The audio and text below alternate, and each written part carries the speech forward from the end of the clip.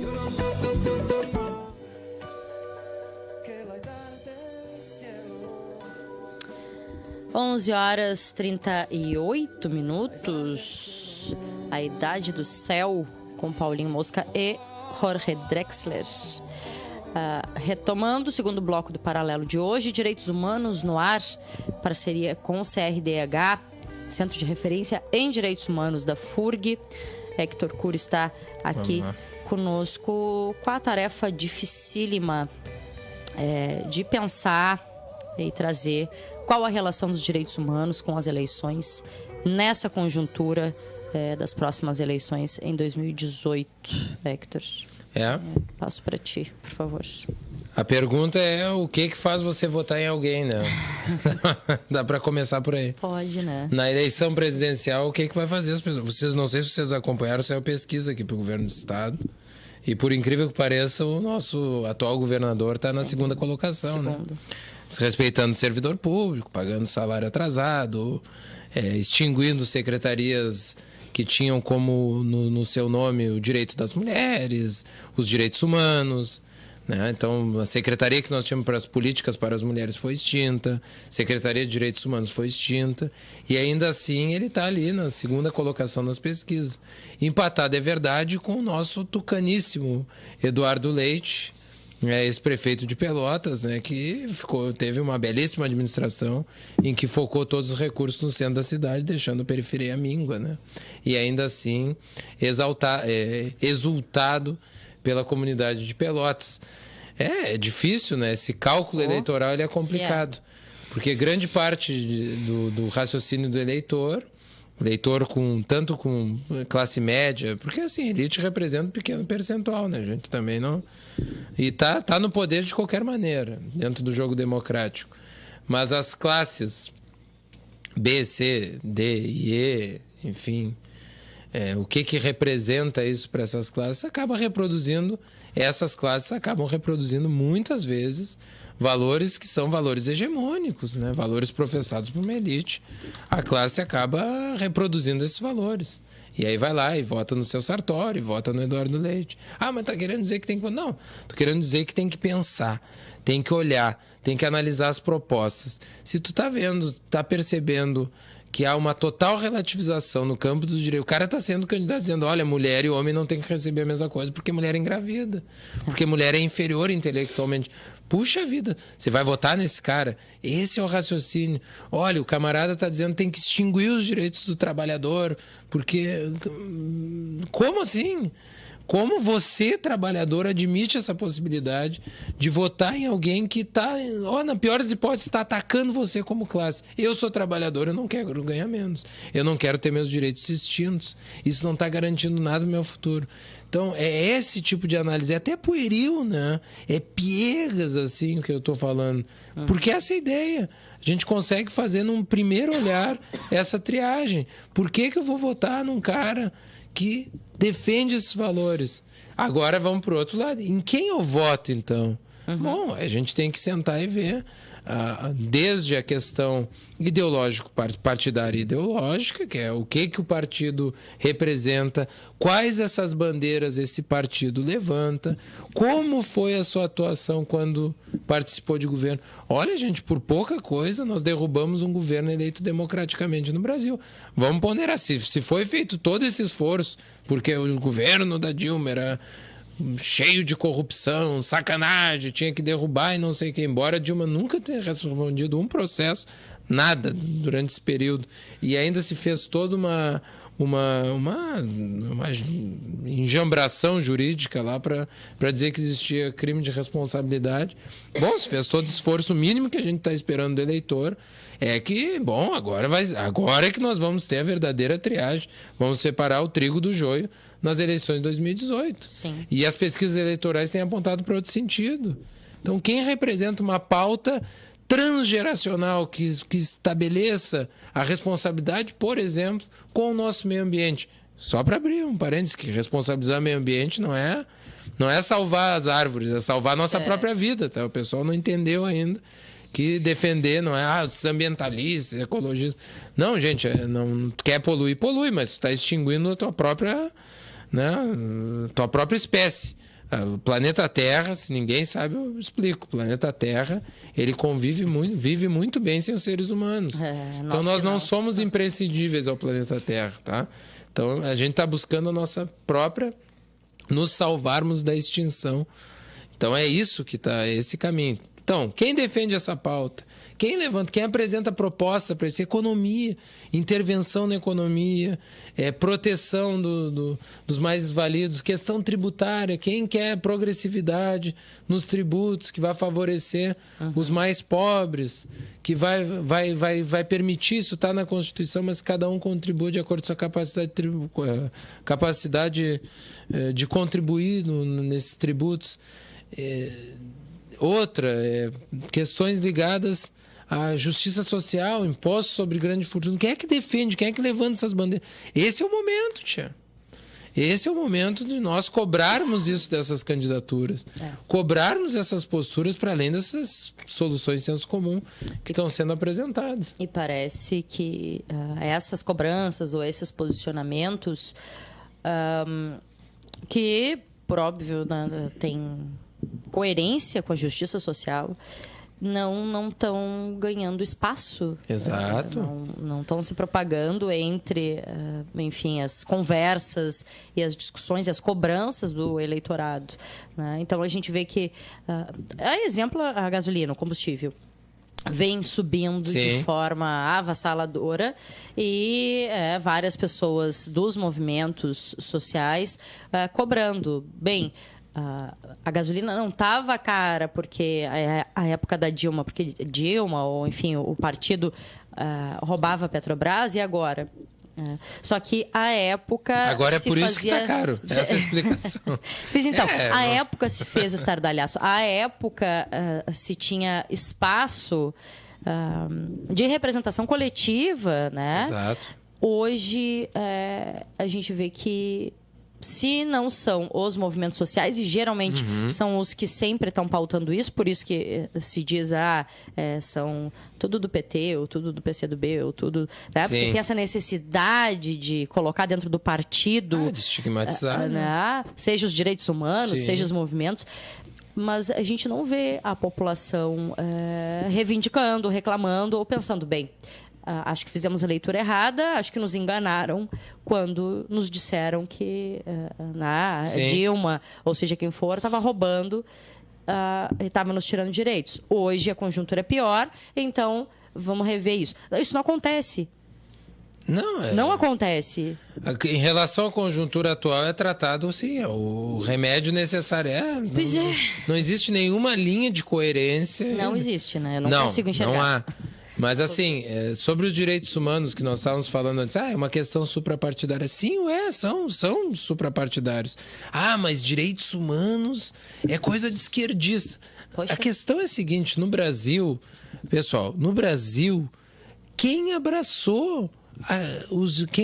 qual foram as entidades, isso dentro dos partidos políticos, qual foram as entidades, os partidos, as associações, enfim, esses partidos políticos que abraçaram os direitos humanos, que levaram adiante a pauta dos direitos humanos. É assim que funciona. Os partidos de direita, os partidos de extrema-direita no Brasil refutam isso porque são conservadores.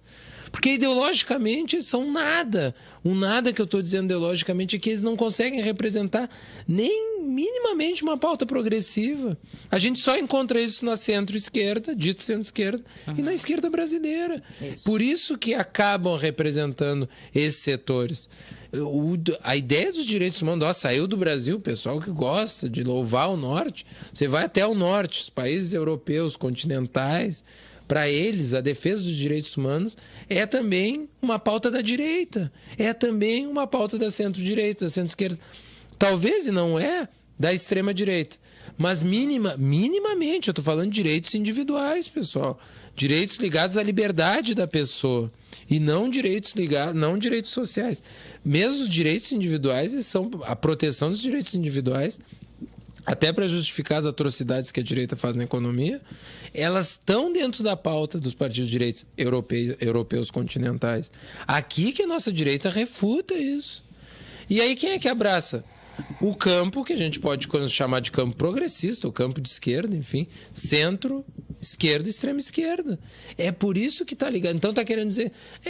Estou querendo dizer que esses partidos são os partidos que, no campo dos direitos humanos, eles apresentam minimamente um alinhamento de programa, de projeto de Estado, de projeto de nação, que tem, dentre outras coisas, uma em comum, que é a proteção e a defesa dos direitos humanos. Sim. É por isso que acaba migrando, os movimentos migram, as campanhas em defesa dos direitos humanos migram para se aproximar, porque é onde tem espaço, onde se faz a defesa dos direitos humanos. É por isso. Não é esse alinhamento, ele é um alinhamento que se dá em função de um programa. E me parece claramente que hoje no Brasil há algumas candidaturas que estão propondo esse alinhamento, inclusive se reunindo em relação a isso. PT, PDT, PSOL, PCdoB tem discutido o programa comum de defesa de uma maior intervenção do Estado na economia em proteção do mais pobre, do hipossuficiente, e uma defesa irrestrita aos direitos humanos. Isso é muita coisa, gente, num cenário conservador. Como não... como não se aproximar disso? Agora, no momento em que a direita começar a abrir também o flanco, direita brasileira, começar também a abrir o flanco para debater direitos humanos, vai existir uma aproximação. Mas hoje não há isso, Deca. Não há. Já houve a sinalização em alguns momentos, e bem recentes, e bem, posso citar o exemplo do que demos na sexta-feira, a notícia aqui, do casamento acho que foi uma trans, né? Isso, um casamento de matriz africana, de uma trans com seu companheiro na esquina Democrática em Porto Alegre, no governo de direita. Né? Nesse tipo de situação, a direita se apropria. Né? E isso a gente também precisa trazer. Lembro que trouxe a notícia e lembro que estavam aqui integrantes, representantes da Associação LGBT de Rio Grande. A Fabiola ainda pontuou isso muito bem, né? Que o governo de Marquesan ele não estrutura e não constrói política pública para essa população, né? Segrega, desconstrói, tira direitos e, no momento de proximidade com as eleições, se apropria, se aproveita dessas pautas para conseguir voto. Isso é algo que a gente também precisa cuidar muito, né? Claro. Quando nós falamos, por exemplo, em defesa... Vou dar um exemplo. Falamos em defesa dos direitos humanos. Na quinta-feira passada, se não estou enganando, posso estar me enganando a data, foi lançado o primeiro programa municipal voltado de saúde, focado na comunidade LGBTI. Então, aqui no município de Rio Grande, isso é ter política pública de defesa dos direitos humanos. Então, não é só promover um evento, é ter uma postura, no caso das candidaturas de projeto, ter uma postura em termos de destinação de recursos e estruturação da máquina administrativa para a defesa dos direitos humanos. Ter políticas públicas. E isso tem que ser de forma... Não é pontual. Não é um casamento, por exemplo, homoafetivo que o governo diz, olha que legal, está ocorrendo. A gente anui com que isso ocorra. Mas isso não representa nada para o governo. Quer dizer, agora, qual é a política do governo Marquesan, por exemplo, em defesa dos direitos LGBTI? Qual é a política, qual é o espaço dado pelo governo Marquesan dentro da estrutura administrativa, da sua estrutura burocrática, para que se elaborem políticas públicas para essa comunidade? No campo da saúde, a gente sabe que tem um monte de coisa. Sim. E às vezes não há uma atenção, não há acolhimento para essa comunidade. Essas são as preocupações. Isso é demonstrar efetivamente o compromisso de um governo com os direitos humanos. Criar uma secretaria, dar espaço. Por que impor? Mas secretaria é só um nome, vai estar dentro. Não, é a representatividade.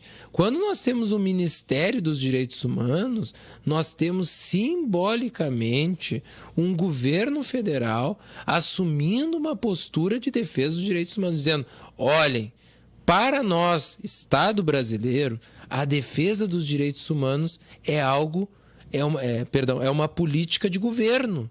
Tão importante que nós temos um ministério com rubrica, com recursos, com estrutura administrativa e burocrática para trabalhar por isso. Não é só para promoção do governo, é também de fato. Há uma dimensão política disso, mas há uma dimensão simbólica no campo, simbólica e reflete na efetivação dos direitos humanos, fundamental. Quando se extingue também. Quando o Sartori assume e extingue as secretarias... Sim. Mas nós precisamos... E o Temer fez a mesma coisa. Nós precisamos enxugar a estrutura administrativa. Sim, mas ao enxugar essa estrutura administrativa... Só para abrir outro parênteses. Em termos de recursos, não mudou nada. Até ampliou. Na verdade, ampliou os gastos. Nacional e internacional tem recurso, é isso? Não, ampliou os recursos para os ministérios, né? Sim. Vou cortar porque está gastando muito. Não gasta muito, ampliou para os outros. Sim. Enfim, não se gastou menos com... Cortou de forma simbólica. Quando se corta, se diz, olha, nós para ir... E essas questões ligadas à mulher, as questões ligadas... Cultura. Cultura não tem importância no nosso governo. Claro. Até quando a gente adota, já... Assim, também outra coisa importante que ocorre muito aqui, e acho que tem que ter um cuidado especial, e tem a ver com direitos humanos, tem a ver com acesso à cultura. Que é, por exemplo, assim, vamos cortar a verba do nosso carnaval para destinar à saúde. Gente, cortar a verba destinada ao carnaval, em que pese os problemas de gestão dos recursos, isso é um problema administrativo, não é um problema jurídico, administrativo. Então vamos criar órgãos de fiscalização, dar uma estrutura, colocar mais servidores atuando, enfim. Isso é um problema a ser gerido administrativamente. Quando se corta isso, cara, tem uma questão ligada ao acesso à cultura, assegurado na nossa Constituição. E uma das formas desses movimentos se manifestarem é por meio do carnaval, dos desfiles. Então é puramente demagógico e demonstra um total desrespeito com os direitos humanos. Que não deixa de ser acesso à saúde. Quando tu garante o exercício da manifestação cultural, claro. Tu não deixa de estar promovendo saúde, né? Sem dúvida nenhuma. Essa manifestação cultural é importantíssima, tem que ser dado acesso, tem que ter recursos destinados. Os recursos que não significam nada, às vezes, no campo da saúde, e que ali também é a efetivação de direitos humanos. Muito bem. Héctor, 11h56. Então, para a gente... não vou dizer concluir, porque isso com certeza não está concluso, não há como, mas para a gente encaminhar, pelo menos, a finalização dessa edição, fica à vontade, assim, de que forma a gente pode... Olha, a gente pode, baseado nos pré-candidatos, a gente pode fazer uma listinha aqui. E eu estou, claro, pincelando o discurso. Pode mudar ainda. Vamos colocar um parênteses... vamos fazer uma notinha de rodapé. Olha, vá que o cara muda o discurso. Olha que Jair Bolsonaro. Não dá para votar no Jair Bolsonaro. Por favor. Vamos pegar a eleição presidencial. Porque é um discurso. Pode ser que mude, pode ser que apresente projeto de governo. Bom, vamos estar aberto a isso. Claro, a gente vive num ambiente democrático. Mas, assim, não dá porque todo discurso é um discurso de ódio. Em relação aos direitos humanos, discurso de ódio a minoria, ditas minorias, um discurso contra a efetivação de direitos humanos. Aliás, se promove com base nisso. Isso. Marina Silva. Bom, é outra que nós temos que analisar as alianças e a forma como vai alinhavar o seu programa de governo. A gente já viu que a Marina Silva ela está de um lado e para o outro conforme... bate o vento. A gente tem que saber se, de fato, há um programa e uma defesa de um conteúdo ligado aos direitos humanos. Alckmin é outro também que é uma interrogação. Porque quer ser centrão, mas as suas políticas são políticas de violência contra as minorias. Ele aparelhou a Secretaria de Segurança do Estado de São Paulo para formar uma força policial violenta, né, que se utiliza muito da violência física para impor uma vontade de poder. Então, me parece também não muito adequado. Defende armamento também. Defende armamento. Ciro Gomes, é uma grande interrogação, Ciro Gomes. Acho que todo mundo fica com o pé atrás. Vamos ter que ver, analisar, mas parece aí Ciro Gomes, Manuela, Boulos, Haddad, enfim, nesse cenário, considerando a possibilidade real de não existir a candidatura do Lula, me parecem candidaturas que abraçam um programa comum em defesa dos direitos humanos. Sim. Pelo menos sinalizaram dessa maneira. Sim. Essas parecem as adequadas para sinalizar. Aí tem uns pingados aí que não sei até que ponto estão usando isso como uma forma de negociar alianças. Que é Rodrigo Maia, aquele cara que é o empresário do Novo, que nem eu sei não. Almoedo, né? Então, o Álvaro Dias do Podemos também defende o armamento da população. Aí a gente tem que analisar. Essa é a listinha que eu faço comigo, para mim, assim, para analisar. Bom, quem eu vou votar? Vamos ver, assim. Depois eu vou esmiuçando. Claro. Mas esse é o ponto de partida. Parece que 3 candidatos claramente apresentam a defesa dos direitos humanos. Os outros é uma grande interrogação. Tá bem. Até outubro a gente vai vamos conversar mais sobre isso. 11h59, virando meio-dia já. Encerramos por aqui. Amanhã é quarta-feira, tem mais Paralelo 30. E acompanhe também os programas que já foram ao ar através do nosso canal no YouTube. E participe do Paralelo 30 sempre com a gente. Até amanhã.